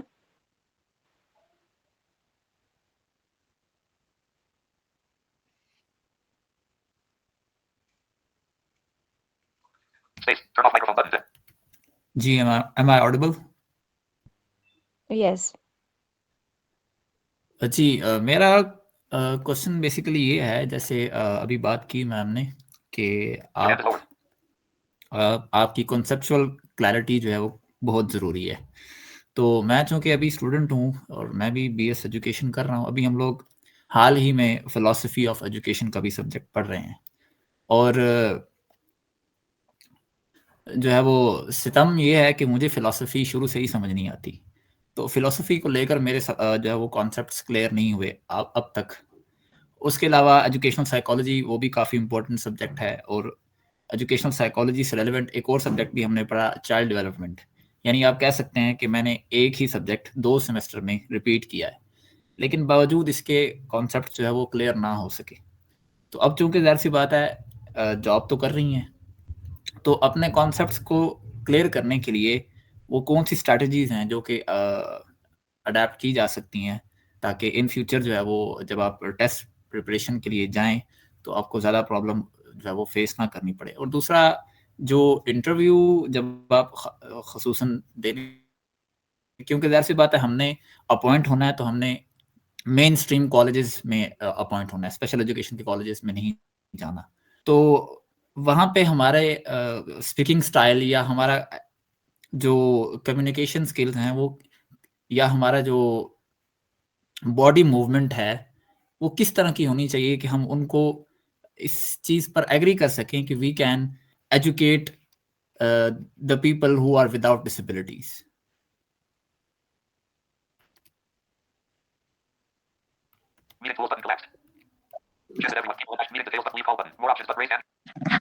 अच्छा, कॉन्सेप्चुअल क्लैरिटी के हवाले से जो पहला क्वेश्चन है उसका आंसर आपको मैं देती चलूँ। और ये आपने बहुत जो है ना वो इंटरेस्टिंग बात की है, जो आपने कहा ना कि अभी तक आपके कॉन्सेप्ट्स क्लियर नहीं है। तो मैं अगर आपको अपनी बात बताऊँ, when I was in BS honours, ठीक है, ऑनेस्टली मैं कभी भी एजुकेशन पढ़ने में मतलब जब मेरा स्टार्ट था ना इंटर में, तो मैं हमेशा ये कहती थी मैंने एजुकेशन नहीं पढ़ना, मैंने कोई और सब्जेक्ट पढ़ना है, ठीक है। लेकिन वो बस ऐसा हुआ कि मैंने एजुकेशन में एडमिशन ले लिया। खैर आहिस्ता-आहिस्ता इंटरेस्ट तो मेरा डेवलप होना शुरू हो गया, लेकिन बहुत सारी चीज़ें ऐसी थीं जो कि मेरे कॉन्सेप्ट्स लिटरली क्लियर नहीं होते थे, ठीक है। मतलब मुझे नहीं समझ आती थी कि मैं किस तरह से इनको क्लियर करूँ। ऑनेस्टली जो मेरे अ, अगर मैं सही बात करूँ कि जो मेरी कॉन्सेप्चुअल क्लैरिटी हुई, वो तब हुई जब मैंने पीपीएससी की प्रिपरेशन स्टार्ट की। इन अ सेंस क्योंकि मैंने डिफरेंट सेशंस जॉइन किए थे 3 से 4, ठीक है। तो वहाँ पे वो जो आपको गाइडेंस मिलती है, वहाँ पे जो आपको वो लोग जिस तरह से पढ़ाते हैं, वो बहुत कह लें कि स्मार्ट स्टडी प्लस आपको बहुत एक तरीके से इस तरह से समझाते हैं कि वो चीज़ आपको बड़ी ज़बरदस्त तरीके से समझ भी आ जाती है और आपकी बहुत सारी कन्फ्यूजन्स उसमें क्लियर हो जाती हैं, ठीक है। और उस उन सेशंस को जब मैंने जॉइन किया तो लिटरली बहुत सारे कॉन्सेप्ट ऐसे थे जो मेरे उस टाइम पे क्लियर हुए, और वो अल्हम्दुलिल्लाह इस तरह से क्लियर हुए कि वो अभी तक मेरे माइंड में वो सब चीज़ें जो है वो सेव हैं और मुझे वो अच्छी तरह याद हैं। और अभी भी वो रिसोर्सेज भी मेरे पास सेव हैं, तो वो अगर कभी भी मुझे कोई चीज़ लाइक मेरा कोई कंसर्न हो तो वो मैं हमेशा देख लेती हूँ। लेकिन मैं आपको सही बताऊँ, मुझे ये लगता है कि बीएस लेवल पे जब मैं थी तो उस टाइम पे मेरे अंदर भी बहुत सारे लैक्स थे, मैं बहुत सारी चीज़ों में मेरे अंदर वीकनेसेस थी और मुझे भी समटाइम्स कॉन्सेप्चुअल क्लैरिटी बहुत सारी चीज़ों की नहीं होती थी और मुझे ये भी समझ नहीं आता था कि किस तरह से मैंने दूसरों को ये कॉन्सेप्ट्स एक्सप्लेन करने हैं। लेकिन जब मैंने प्रिपरेशन स्टार्ट की तो तब ये प्रॉब्लम मेरा जो है वो हल हो गया कि तब मुझे एक डायरेक्शन मिल गई, एक प्रॉपर गाइडेंस मिल गई। एक मेंटोरशिप के अंदर जब आप काम करते हो डेफिनेटली तो तब आपको बहुत सारी चीज़ों का आइडिया हो जाता है। तो वो तो इंशाल्लाह जब when you start preparing for PPSC and FPSC तो इंशाल्लाह तब आपको उन चीज़ों का काफ़ी हद तक आइडिया हो जाएगा। लेकिन अगर आपने स्पेसिफिक स्ट्रैटेजीज़ की बात की है तो आजकल सोशल मीडिया का दौर है, आजकल हम एआई को यूज़ करते हैं, हमारे पास यूट्यूब का एक्सेस है, ठीक है? कोई टॉपिक आपने समझना है, आप चैट जीपीटी पे उस टॉपिक को लिखें, इतने आसान और इतने सादा अल्फाज में वो आपको समझा देगा कि मेरा नहीं ख्याल कि आपको किसी और टीचर की ज़रूरत पड़ेगी। अभी मैं करंटली एमफिल कर रही हूँ, तो मैं अपनी एमफिल की बात करूँ तो जितना ज़्यादा मैंने इसके दौरान एआई को यूज़ किया है, शायद मैंने कभी भी किया ही नहीं होगा। लिटरली बहुत सारे कॉन्सेप्ट्स मैंने एक सब्जेक्ट पढ़ा इंस्ट्रक्शनल टेक्नोलॉजी, अब उसमें हमारे एक टीचर थे वो हमें स्लाइड्स प्रोवाइड किया करते थे, बहुत डिफ़िकल्ट और मतलब उनकी स्लाइड्स होती थी, उनको लिटरली समझना भी मुश्किल होता था। तो मैं वो स्लाइड्स एआई पे डाल देती थी और वो जब एक्सप्लेन करता था, वो इतने आसान और सादा अल्फाज में एक्सप्लेन करता था कि आपकी वो कॉन्सेप्चुअल क्लैरिटी बहुत आसानी से हो जाती थी। ठीक है, तो एक तो एआई वाला तरीका सबसे बेस्ट है। कोई भी टॉपिक आपने पढ़ना है, कोई थ्योरी आपने पढ़नी है, ठीक है, कुछ भी, जैसे आपने एजुकेशनल साइकोलॉजी की बात की तो उसके अंदर बहुत सारी चीज़ें आ जाती हैं, जीन पियाजे की थ्योरी आ जाती है, कोलबर्ग की थ्योरी आ जाती है, मॉरल डेवलपमेंट की, और बहुत सारी चीज़ें उसमें आ जाती हैं। आप चैट जीपीटी पे लिखें और उसे कहें कि वो मुझे जो है वो एक्सप्लेन करे, वो आपको बहुत अच्छे तरीके से एक्सप्लेन कर देगा। इसके अलावा आप यूट्यूब पे जाएँगे, आप लिखेंगे जो भी थ्योरी है आप लिखेंगे, उसका नाम लिखेंगे और आप जो है वो वहाँ पे आपको डिफरेंट वीडियोज़ मिल जाएँगी और उनसे भी आप अंडरस्टैंडिंग डेवलप कर सकते हैं अपने कॉन्सेप्ट्स की। बाकी जहाँ तक आपने बात की है कि जब हम जाते हैं इंक्लूसिव एजुकेशन में, मेन स्ट्रीम कॉलेजेस में, तो वहाँ पे हमारा क्या स्टाइल होना चाहिए? उसके लिए तो सबसे इम्पोर्टेंट यही है कि आपकी कम्युनिकेशन स्किल्स बहुत अच्छी होनी चाहिए। आपको ये पता होना चाहिए कि आपने किस तरह से अपने स्टूडेंट्स के साथ कम्युनिकेट करना है, ठीक है? आपको अपने कंटेंट पे सबसे पहले तो जो आपने पढ़ाना है, उस पे ग्रिप होनी चाहिए। फिर कंटेंट से हट के आपने स्टूडेंट्स के साथ इंटरैक्ट किस तरह करना है, जिस तरह हम अपने टीचर्स को देखते हैं कि क्लास में वो किस तरह इंटरैक्शन स्टूडेंट्स के साथ कर रहे होते हैं, ठीक है? उस तरह से ही हमने भी जो है वो कोशिश करनी है कि अपना स्टाइल, अपनी वो सब चीज़ें रखें। बाकी ये है कि जहाँ तक आपने बॉडी लैंग्वेज और बॉडी मूवमेंट्स की बात की, अपने पोस्चर को हमने ठीक रखना है। मोस्टली ब्लाइंड लोगों का ये बड़ा इशू होता है कि वो अपने जेस्चर्स और अपने पोस्चर्स को ठीक नहीं रखते। लाइक अगर खड़े हैं तो हिल रहे हैं, ये चीज़ें आपने बिल्कुल नहीं करनी। स्ट्रेट अगर आप क्लास में खड़े हैं, फॉर एग्जांपल खड़े होके आपने पढ़ाना है, आपने स्ट्रेट खड़े होना है। बहुत सारे लोग क्या करते हैं कि अपनी मतलब उनकी हैंड्स की मूवमेंट नहीं सही होती, कभी जब वो हाथों को यूँ-यूँ कर रहे हैं, कभी अपनी आइज़ पे रख रहे हैं, वो चीज़ें आपने बिल्कुल नहीं करनी, क्योंकि इन छोटी-छोटी चीज़ों को आपके जो कलीग्स होते हैं, आपके जो साइटेड पीयर्स होते हैं, वो बहुत ज़्यादा नोट करते हैं। फिर एक और चीज़ जो मैं कहना चाहूँगी, जो लोग यूजुअली अवॉइड नहीं करते, कि जब आप अपनी कलीग्स के दरमियान बैठे हैं, ठीक है, मोबाइल फ़ोन यूज़ कर रहे हैं, आपके टॉक बैक की आवाज़ इतनी ज़्यादा है कि उससे आपके जो सराउंडिंग्स में बैठे हुए लोग हैं, वो भी तंग आ रहे हैं। इस चीज़ को भी आपने अवॉइड करना है, क्योंकि एक प्रोफ़ेशनल डेकोरम है, आप एक इदारे में हैं, वहाँ पे आपके कलीग्स हैं। और फिर एक और चीज़ ये है कि आप अपने कलीग्स के साथ अगर हैं, तो आपने उनसे सिर्फ़ उस हद तक हेल्प लेनी है, जिस हद तक बस आपको ज़रूरत है। मतलब एक्स्ट्रा फ़ेवर्स जिसको हम कहते हैं, ये बल्कि मुझसे क्वेश्चन भी किया गया था इंटरव्यू में कि जो विजुअली इम्पेयर्ड लोग होते हैं वो अपनी सोसाइटी के लोगों से, अपनी सराउंडिंग्स से डिमांड करते हैं कि हमें बहुत ज़्यादा एक्स्ट्रा फ़ेवर्स दी जाएँ, तो आप इससे एग्री करती हैं या नहीं? तो मैंने कहा था कि मैं बिल्कुल इससे एग्री नहीं करती और मैं इस चीज़ के बहुत ज़्यादा अगेंस्ट हूँ। सिर्फ़ जिस हद तक आपको हेल्प चाहिए थोड़ी बहुत, ठीक है, आपने कहीं मूव करना है या कोई भी आपको हेल्प चाहिए, कोई काम ऐसा करवाना है जो आप खुद से नहीं कर सकते, फॉर एग्ज़ाम्पल आपने इंक प्रिंट में कोई काम करवाना है, कोई बुक पढ़वानी है, कुछ साइन वगैरह करवाने हैं, वो आप उस हद तक हेल्प लें। लेकिन अब ये नहीं है कि आप सारा काम हम ये अपने कोलीग के ऊपर डाल दें, वो आपके टेस्ट भी चेक करके आपको दे रहे हैं, आपके पेपर्स भी चेक करके दे रहे हैं आपको, ये बहुत गलत चीज़ है, बहुत गलत एटीट्यूड है।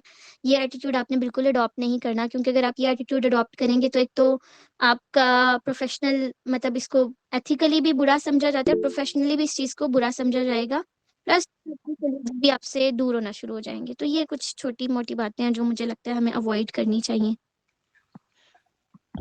अच्छा, मैं तीर इससे पहले कि हम आगे बढ़ें, अगला क्वेश्चन लें, सिर्फ एक चीज़ कहूँगा तमाम स्टूडेंट्स के लिए जो मैंने थ्रू आउट लाइफ जो है ऑब्जर्व किया, जो हम यूनिवर्सिटीज़ में या स्कूल्स में कॉलेजेस में स्टडीज़ कर रहे होते हैं, आप ये समझें कि वो आप पीपीएससी या एफपीएससी या किसी भी कमीशन के हवाले से अगर कहें ना कि आपकी तैयारी हो रही होती है, तो कुछ भी नहीं है।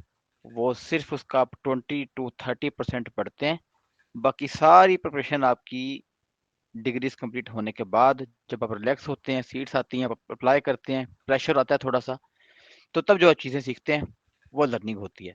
वरना हम यूनिवर्सिटीज़ में मोर देन 25% इससे ज़्यादा तैयारी हमारी नहीं होती। तो नेक्स्ट क्वेश्चन देखें, ये गालिबन है नेक्स्ट सवेरा है, क्वेश्चन हमारे पास सार, हाँ जी सवेरा थी। लीव कर गई हैं। हैंड रेज किया था उन्होंने। अच्छा, फरहान अहमद है हमारे पास। जी फरहान।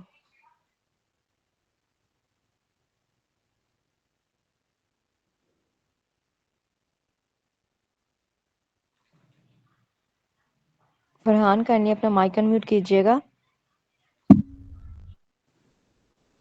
जी अस्सलाम वालेकुम ma'am, am I audible to you? Yes.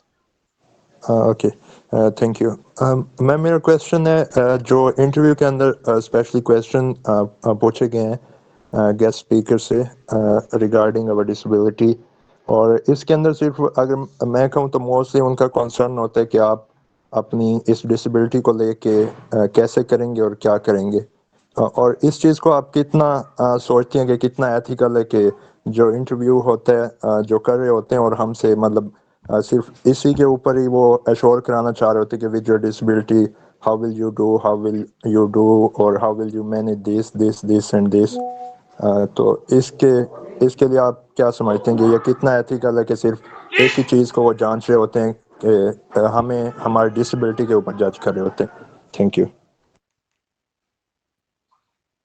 Well particularly मैं अगर अपने इंटरव्यू एक्सपीरियंस की बात करूं, ठीक है, तो मेरा इंटरव्यू जो था it was divided in 3 parts almost, ठीक है। पहले तो मेरा उन्होंने इंट्रोडक्शन वगैरह लिया और बहुत ही स्मूथ इंटरव्यू था। मुझे नहीं लगता कि कोई ऐसी क्वेश्चनिंग उससे उन्होंने की हो मुझसे जिससे मैं मतलब रिस्पेक्ट मैंने फ़ील किया या डिसरिगार्ड मैंने फ़ील किया, ऐसा कुछ नहीं था, ठीक है। पहले थोड़ा उन्होंने मेरा इंट्रोडक्शन लिया, फिर मेरी एजुकेशन, मेरी डिग्रीज़ वगैरह उनके ज़ाहिरा सामने थी, वो उन्होंने देखी।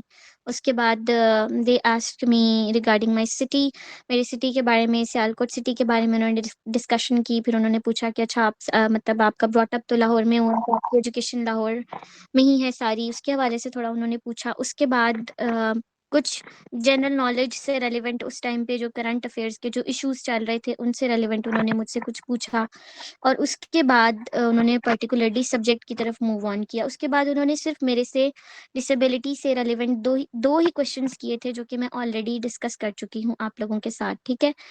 तो टू सम एक्सटेंट तो मुझे लगता है कि इट इज़ एथिकल, ठीक है ये चीज़ पूछना।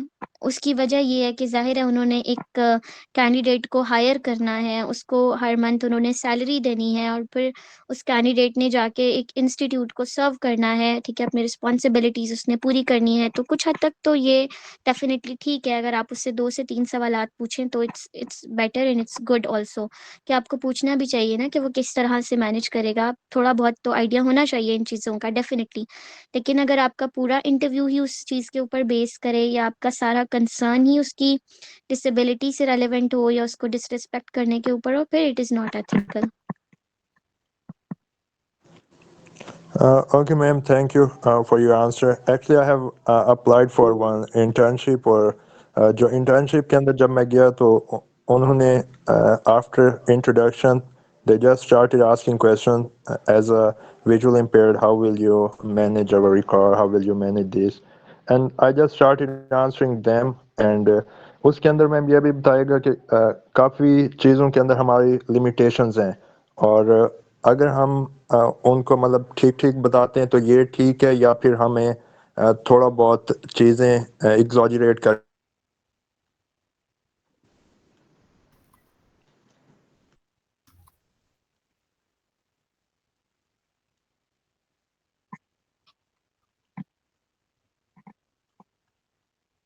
Okay, am I audible? Yes, ma'am. Yes ma'am, I think Farhan की आवाज़ कट गई है, उनकी तरफ नेट इशू होगा। Okay, ठीक okay. है, तब तक हम सवेरा का क्वेश्चन ले लेते हैं, फिर हम फरहान का जो बाकी क्वेश्चन है वो ले लेंगे। जी Yes, सवेरा। अस्सलाम वालेकुम। वालेकुम I'm audible? अस्सलाम। यस, आप कंटिन्यू करें। मैम कैसी हैं आप? Alhamdulillah, I'm good. मैम मैं सरगोदा से रिलेट करती हूँ और मैं as a CTI Ambala Muslim graduate में काम कर रही हूँ, जॉब कर रही हूँ। मैं एक विजुअली इम्पेयर्ड स्टूडेंट भी हूँ और साथ में टीचिंग भी कर रही हूँ। तो मेरा क्वेश्चन ये है कि अब मैंने BS किया हुआ है और उसकी बेस पे मैं जॉब कर रही हूँ और साथ में मेरा MPhil कंटिन्यू है। अब PPSC की अभी रिसेंटली कह रही थी कि सीट्स आई हैं एजुकेशन की, लेकिन कह रही थी कि उसमें कोटा नहीं है। तो क्या मुझे उस सीट पे अप्लाई करना चाहिए या नहीं करना चाहिए? Thank you. वेल सवेरा, अच्छा क्वेश्चन आपका ज़बरदस्त है। आपको बिल्कुल उस सीट पे ज़रूर अप्लाई करना चाहिए क्योंकि ज़रूरी नहीं होता कि आपकी सिलेक्शन डिसेबिलिटी की ही बेस पे हो, आपकी ओपन मेरिट पे भी सिलेक्शन हो जाती है। मेरी खुद सिलेक्शन अल्हम्दुलिल्लाह ओपन मेरिट पे हुई है।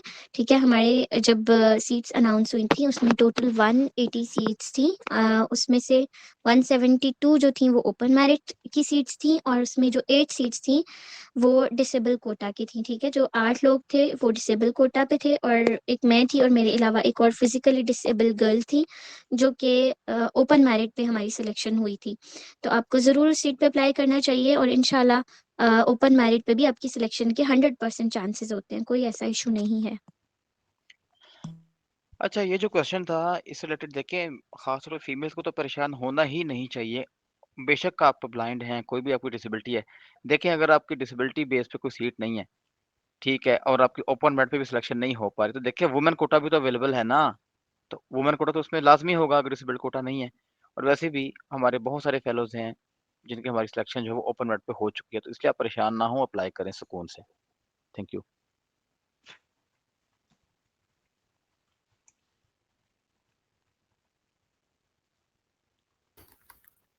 जी, नेक्स्ट क्वेश्चन प्लीज। अभी तक तो हमारे पास और कोई भी क्वेश्चन नहीं है। फरहान, अगर आप हमें सुन रहे हैं और आपका इंटरनेट ठीक हो गया तो आप अपना जो क्वेश्चन है वो कंटिन्यू कर सकते हैं। एक्चुअली मुझे उनका क्वेश्चन समझ आ गया था। वो ये कह रहे थे कि अगर डिसेबिलिटी से रिलेटेड ही क्वेश्चनिंग होती है ज़्यादा किसी भी इंटरव्यू में, चाहे वो इंटर्नशिप के लिए है या किसी कमीशन के लिए, वैसे आई गेस कमीशन में ज़्यादा ऐसा नहीं होता, मैंने नहीं सुना। बट अगर डिसेबिलिटी से रिलेटेड क्वेश्चनिंग होती है तो क्या हमें बिल्कुल ठीक ठीक बताना चाहिए या हम कुछ एग्जेजरेट भी कर सकते हैं, if I am not wrong? हाँ हाँ, यही क्वेश्चन था कि हमारे लिए तो बहुत सारी लिमिटेशंस हैं, लेकिन हम आंसर कैसे कर सकते हैं उनको। जी मिस तमारा। अच्छा, इसका आंसर ये है कि मोस्टली जो कमीशन के जब आप इंटरव्यूज देते हो तो वो इस तरह से नहीं करते हैं, जहाँ तक मेरी ऑब्जर्वेशन भी है और जैसे हसन ने भी अभी बात की। लेकिन जब आप प्राइवेट इंस्टीट्यूशंस में जाते हो, चूंकि मैंने भी खुद 2 इंटर्नशिप्स की हैं प्राइवेट इंस्टीट्यूट्स में, एक पंजाब ग्रुप ऑफ कॉलेजेस में की थी और एक और इदारे में की थी। तो वो इस तरह की क्वेश्चनिंग यूजुअली आपसे करते हैं। ठीक है, अब उसमें ये चीज़ आ जाती है कि चूंकि हमारी लिमिटेशंस हैं तो हमें एक बैलेंस्ड अप्रोच अडॉप्ट करनी चाहिए, एक बैलेंस्ड सा हमें आंसर देना चाहिए कि ना तो हम ओवर एग्जैजुरेशन करें कि अगर वो हमें हायर कर लेते हैं कि हम ये भी कर सकते हैं, वो भी कर सकते हैं, ये भी कर सकते हैं, वो भी कर सकते हैं, और बाद में जब हमारी हायरिंग हो और हम कुछ भी करने के काबिल नहीं हो। और ना ही आप बहुत ज़्यादा अपने आप को अंडर एस्टिमेट करें कि मैं ये भी नहीं कर सकता, मैं वो भी नहीं कर सकता। आप उनको एक बैलेंस्ड जो है ना वो आंसर दें, ताकि सेटिस्फैक्ट्री, इस तरह का सेटिस्फैक्ट्री कि अगर वो चाह रहे हैं तो आपको हायर कर लें, या मतलब जो उनको सूटेबल लगता है। बट बहुत ज़्यादा लिमिटेशंस भी मुझे लगता है बताने की ज़रूरत नहीं है, और बहुत अपने आप को ओवर कॉन्फिडेंस या एग्जैजरेशन भी करने की ज़रूरत नहीं है यहाँ पे। नेक्स्ट क्वेश्चन है हमारे पास हाफिज मुबशिर का। जी हाफिज मुबशिर, अपना माइक अनम्यूट कीजिएगा।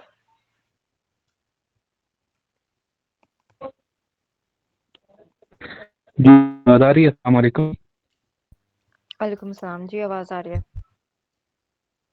अच्छा, पिछले जो एक क्वेश्चन हुए उससे मेरे माइंड में भी एक क्वेश्चन बना है कि आई थिंक ऐसा नहीं होता कि सम टाइम हमारे आंसर से ही मतलब नेक्स्ट क्वेश्चन बन जाए। तो मेरी भी कुछ ऑब्जर्वेशन इस तरह से है, इंटरव्यूज लेवल पे तो नहीं, लेकिन टाइम हम चीज़ें बात करते हैं या ऐसे कोई इंटरव्यू वगैरह दे रहते हैं तो बात का जैसे बात से बात निकलती है, तो ये पीपीसी जो वगैरह हैं, क्योंकि मुख्तलिफ सेशन होते हैं, कई कैटेगरी के क्वेश्चंस वगैरह होते हैं, और की एजुकेशन रिलेटेड, मतलब सेल्फ से रिलेटेड, अपने आप से मतलब ठीक है, या आपके एरिया के बारे में आपकी मतलब इंट्रोडक्शन है, या से आप जिस तरह से हम भी इस related है। तो क्या ये नहीं है वजह पीछे भाई भी बार पूछ रहे थे कि टाइम ये होता है एक ही पॉइंट से वो क्वेश्चन बार बार वो मुझे उन्होंने पूछा कि आप क्या क्या प्रॉब्लम है, तो उसमें बताया, तो फिर उसकी वो अपना आगे टास्क वगैरह पूछ के इसमें कौन प्रॉब्लम्स वगैरह होते हैं वगैरह। अच्छा, इसका जवाब मैं ही आप लोगों को देता हूँ। हाफिज मुबशिर रसूल, बिल्कुल मैं समझ गया, हम सारे समझ गए आपको क्या क्वेश्चन है। ऐसा होता है जैसे आपने काफ़ी सारी बातें कर दी, फ़र्ज़ किया, मिसाल के तौर पे अब मैं इंटरव्यू दे रहा हूँ, मुझसे क्वेश्चन किया, जी अच्छा आप अपनी हॉबीज़ बताएँ। अगर मैं वहाँ कह देता हूँ कि मुझे जो है ना पोएट्री बड़ी पसंद है, मुझे जो है ना सिंगिंग पसंद है, तो वो क्या करेंगे? मुझे कहेंगे अच्छा अहमद फराज की गज़ल सुना दें, आपका फ़ेवरेट पोएट कौन है? उसके बारे में उसकी हिस्ट्री पूछनी शुरू कर देंगे। अगर सिंगिंग की बात की तो वो कहेंगे अच्छा चलें कुछ गुनगुना के सुना दें। तो इसलिए ऐसे क्वेश्चंस आपने जो है ना ध्यान रखना है, नहीं करने कि जिसमें आपको लगे कि इससे मज़ीद एक्सप्लेनेशन देते हुए आप कहीं पे अटक सकते हैं, कहीं पे फँस सकते हैं। तो इन चीज़ों से आपने गुरेज़ करना है ड्यूरिंग इंटरव्यू, ठीक है? तो इसका सिंपल यही जवाब है, कोई लंबा-चौड़ा जवाब तो है नहीं। हाँ, बिल्कुल, बस मैं एक छोटी-सी चीज़ इसमें ऐड करना चाहूँगी, बिल्कुल सही बात की आपने। और इंटरव्यू जब आपने देना है तो आपने टू द पॉइंट इंटरव्यू देना है, आपने बातों को बहुत ज़्यादा एक्ज़ैजरेट नहीं करना है, ताकि जब आप टू द पॉइंट आंसर देंगे, तो वो आपसे फिर मतलब इतनी ज़्यादा क्रॉस क्वेश्चनिंग कर ही नहीं सकेंगे उस चीज़ से रिलेवेंट।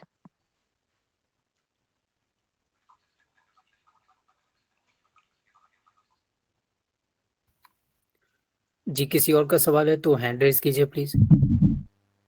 हाँ, ये एक क्वेश्चन आया है, सवाल आया हुआ है यहाँ पे उसमें। आपकी फिलॉसफी का है। हाँ, मेरी ये साइड क्वेश्चन नेट अगर इशू है और नॉइज़ भी बहुत है। Whatever my question is that mostly interview में ये क्वेश्चन किया जाता है कि why we hire you on this post. जी, तो इसका शायद वो आंसर पूछ रहे हैं कि हमें किस तरह से आंसर करना चाहिए। जी, एग्ज़ैक्टली। इसका यही आंसर है कि मतलब मैं एक ऑप्टिमिस्टिक पर्सन हूँ, मैं इस जॉब के लिए इसलिए सूटेबल हूँ क्योंकि मेरे अंदर ये एबिलिटीज़ पाई जाती हैं। जैसे फॉर एग्ज़ाम्पल टीचिंग की अगर बात की जाए तो मैं टीचिंग के लिए मोटिवेटेड हूँ, और मैं जो है वो मेरा मेरा पैशन है टीचिंग करना, और मैं ये चाहती हूँ कि मेरे पास जो नॉलेज है वो मैं अपने स्टूडेंट्स तक ट्रांसफ़र करूँ, इसलिए मुझे लगता है कि मैं इस जॉब के लिए सूटेबल हूँ। मतलब एक बेस्ट सूटेबल आंसर तो इसका यही है, क्योंकि जब हमने भी प्रिपरेशन की थी तो हमें इसी तरह से इसका आंसर जो है वो बाकायदा प्रॉपरली एक प्रिपेयर करवाया गया था। एंड मैम इसमें क्या हम ये भी ऐड कर सकते हैं, मतलब हमारे सब्जेक्ट या हमारे प्रोफेशन जिसमें हम जाना चाह रहे हैं उससे रिलेवेंट कोई स्ट्रेंथ है हमारे अंदर तो हम उसको थोड़ा हाईलाइट करके बताएं बिल्कुल कि एग्ज़ैक्टली, आई अगर एम अ गुड हमारे स्पीकर और समथिंग लाइक दैट। कि मेरी कम्युनिकेशन स्किल्स बहुत अच्छी हैं, मैं स्टूडेंट्स के साथ कम्युनिकेट अच्छे से कर सकती हूँ, या जो भी आपका प्रोफेशन है उससे relevant you can add your expertise as well.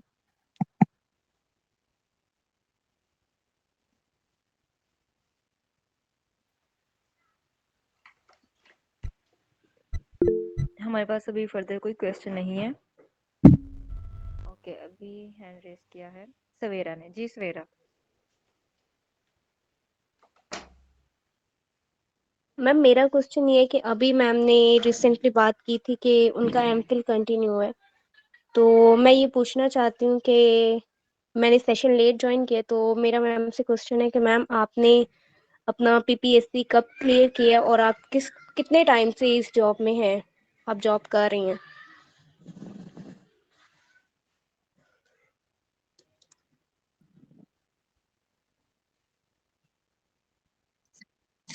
Okay, PPSC की जॉब्स आई थी 2022 में, ठीक है, और 2023 में आई थिंक फेब के एंड में जो है वो फेब के एंड में या मार्च के स्टार्ट में, मुझे याद है, हमारा रिजल्ट अनाउंस हो गया था और हमारी सिलेक्शन हो गई थी। लेकिन जो हमारी ज्वाइनिंग है वो 31 मई 2023 को हुई थी। तो उससे आप अंदाज़ा लगा सकती हैं कि ऑलमोस्ट 2.5 years हो गए हैं मुझे सर्व करते हुए।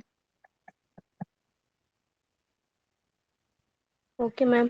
मैम इसके लिए जो आप बुक्स प्रेफर करती हैं, लाइक आपने पहले कहा कि क्वालिफाई गाइड, एमएड, बीएड, तो इनमें अब डिफरेंट पब्लिशर्स हैं, तो कौन से पब्लिशर्स हैं जिनकी बुक्स जो हैं वो ज़्यादा ऑथेंटिक मटेरियल प्रोवाइड करती हैं? अच्छा, जैसे क्वालिफाई गाइड है, क्वालिफाई एमएड है, उसका तो एक ही पब्लिशर है, ठीक है, उसके और कोई पब्लिशर नहीं है, एक ही बुक होगी और उसका एक ही पब्लिशर है, ठीक है। इस तरह अगर क्वालिफाइड बीएड है, उसके भी एक ही पब्लिशर है और वो एक ही, मतलब आपको उस तरह से मिलेगी। डिफरेंट डिफरेंट पब्लिशर्स नहीं होंगे इन बुक्स के, ठीक है। कुछ बुक्स हो सकती हैं जिनके डिफरेंट पब्लिशर्स हों, बट मोस्टली जो इस तरह की बुक्स हैं वो आपको एक ही पब्लिशर की लिखी हुई मिलेंगी।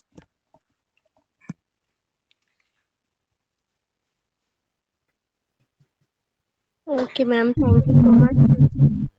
एक हमारे पास मैसेज है एक्सक्यूज मी मैम। सही है कि आप जीएसईटी की प्रिपरेशन करवाते हैं स्पेशल एजुकेशन और मेरा एक क्वेश्चन था, मैम हमारा से क्वेश्चन मेरा है कि हमें इंटरव्यू में जो जीके है उसको कहाँ से स्टडी करना चाहिए? नाम बताइए प्लीज। ये हमारे पास महविश हैं। महविश। जी मैम, जीके की तैयारी कहाँ से की जाए? अच्छा, जीके के लिए डिफरेंट रिसोर्सेज आप एक्सेस कर सकते हैं, ठीक है। उसमें जो मैंने सबसे ज़्यादा लिए थे रिसोर्सेज, वो तो मैंने एमसीक्यूज प्लैनेट ऑफिशियल की एक वेबसाइट है, वहाँ से लिए थे। एक testpoint.com है, उनकी वेबसाइट है, वहाँ से कुछ रिसोर्सेज लिए थे। कुछ जब मैंने तैयारी की थी तो उस टाइम पे इकरा इम्तियाज़ आई थिंक नाम है उसका, जिस जो वो बुक है पूरी, उसमें जीके बेस्ड सारी सारी जो है ना वो चीज़ें मौजूद हैं सब सब्जेक्ट्स का, तो उससे की थी। और इसके अलावा कुछ जो जब मैंने सेशंस ज्वाइन किए थे तो कुछ डेटा वो लोग वहाँ पे भी शेयर कर दिया करते थे, उससे भी मैंने तैयारी की थी। इस तरह यूट्यूब चैनल्स हैं जो कुछ जीके के पेपर्स वगैरह अपलोड कर देते हैं, जैसे एमसीक्यूज प्लैनेट ऑफिशियल वालों का एक चैनल है। इसी तरह फिलोसफी ऑफ एजुकेशन मैंने आपको एक चैनल बताया था जिसमें एजुकेशन के भी उन्होंने मटेरियल अपलोड किया हुआ है और साथ ही साथ जीके का भी किया हुआ है।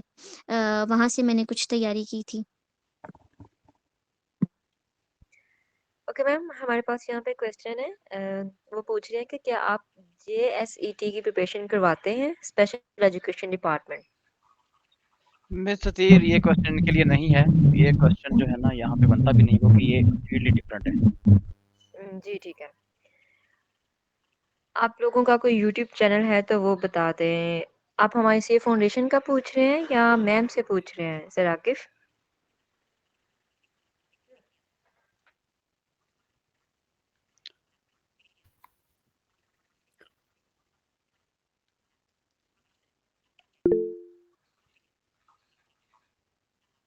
मैम इस सारी डिस्कशन को सुन के ना अगेन मेरे माइंड में एक क्वेश्चन आया है, तो क्या मैं वो पूछ सकती हूँ?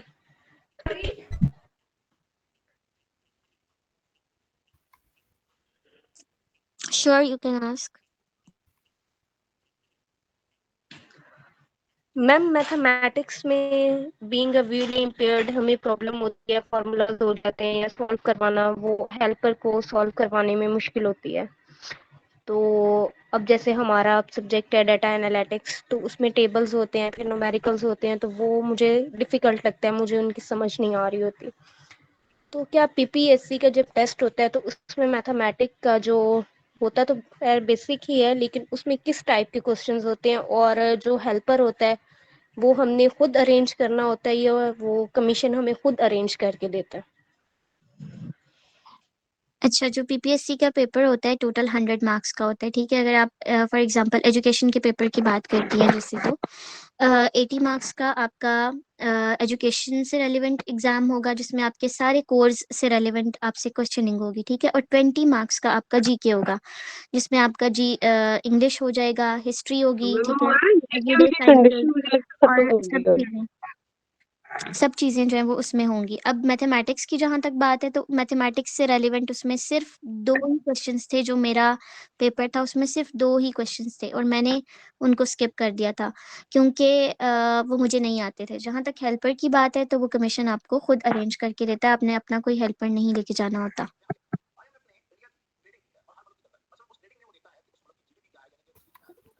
ओके, आई रिक्वेस्ट कि अगर किसी का क्वेश्चन है तो प्लीज सब्जेक्ट रेलेवेंट पूछे। हमारे पहले वेबिनार हो चुके हैं टेक्निकलिटीज पे, जो कि पीपीएससी में अप्लाई करने से लेकर इंटरव्यू तक हमने सारा कुछ वेबिनार और अपने डिफरेंट ट्यूटोरियल्स में कवर कर रखा है। तो आप काइंडली उनको हमारे यूट्यूब चैनल जो है सीयर फाउंडेशन का, उसको जरूर विजिट कीजिए। अच्छा खान सर, यहाँ पे एक तो क्वेश्चन थे तो थोड़ा सा ऐड करूँ। ये गालिबन आकिब थे, तो आकिब आपके लिए है कि सीयर फाउंडेशन का जो यूट्यूब चैनल है यूट्यूब का, उस पे स्पेशल एजुकेशन से रिलेटेड जो है ना क्लासेस अपलोड होना शुरू हो रही हैं आजकल, इसमें हो जाएंगी, तो आप वहाँ से हेल्प ले सकते हैं। फिलहाल कोई बैच ऐसा स्टार्ट नहीं है। और दूसरा क्वेश्चन अभी था, शायद वो लीव करके या हैं, तो हेल्पर की इन्होंने आपको बता दिया, पीपीएससी या एफपीएससी जो भी कमीशन है वो आपको खुद देता है। और दूसरा एक सोल्यूशन ये होता है कि आप अगर टेक्नोलॉजी में आपकी महारत है तो आप कंप्यूटर भी चूज कर सकते हैं। वैसे ये सारी चीजें हम डिस्कस कर चुके हैं, बट फिर भी यहाँ पे क्वेश्चन था तो मैंने सोचा आपको बता देते हैं। आप कंप्यूटर के थ्रू भी अपना पेपर सॉल्व कर सकते हैं, पीपीएससी या एफपीएससी कोई भी कमीशन है तो दोनों ऑप्शन होते हैं। Alright, so we are running out of time almost. So अगर किसी का क्वेश्चन है सब्जेक्ट रेलेवेंट तो काइंडली पूछिए, अदरवाइज हम वेबिनार को इख्तिताम की तरफ ले जाते हैं। जी सब वैसे बिल्कुल, टाइम बहुत हो गया है। कोई भी क्वेश्चन नहीं है, हम वाइंड अप करते हैं। Alright, so first of all thank you so much ma'am अमारा चौधरी, आपके आने के लिए। And it was wonderful. आज का जो वेबिनार था वो बहुत, आई गेस मैंने भी बहुत एंजॉय किया, एंड ऑफ कोर्स कैंडिडेट्स को भी वो कुछ पता चला जो कि रियल लाइफ एक्सपीरियंस चाहिए होता है। जो कि फील्ड पे लोग होते हैं उनसे उनको सुनना ज़्यादा बेहतर लगता है, मोटिवेटिंग लगता है। तो आपका आने का बहुत शुक्रिया, एंड सब कैंडिडेट्स के आने का भी बहुत बहुत शुक्रिया जिन्होंने ज्वाइन किया। और आई होप कि ये सारा सिलसिला जो है वो फ्रूटफुल रहा होगा सबके लिए। सो अभी हम आज के वेबिनार को यहाँ एंड करते हैं। सो मुलाकात होगी किसी अगले वेबिनार में, तब तक के लिए सेफ फाउंडेशन टीम की जानिब से अल्लाह हाफिज़।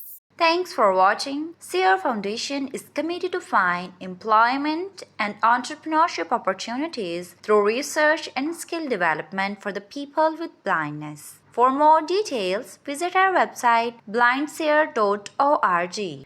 blindseer.org. Email us at contact@blindseer.org. WhatsApp us at 037053070085.